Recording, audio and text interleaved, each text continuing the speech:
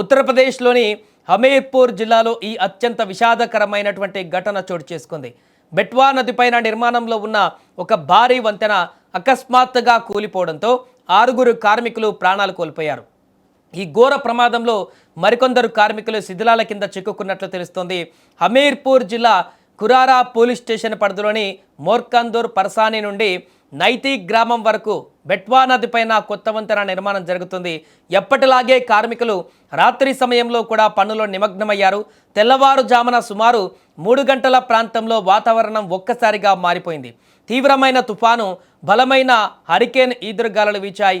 ఈ ప్రకృతి బీభత్సానికి నిర్మాణంలో ఉన్న వంతెన ఒక్కసారిగా తట్టుకోలేకపోయింది.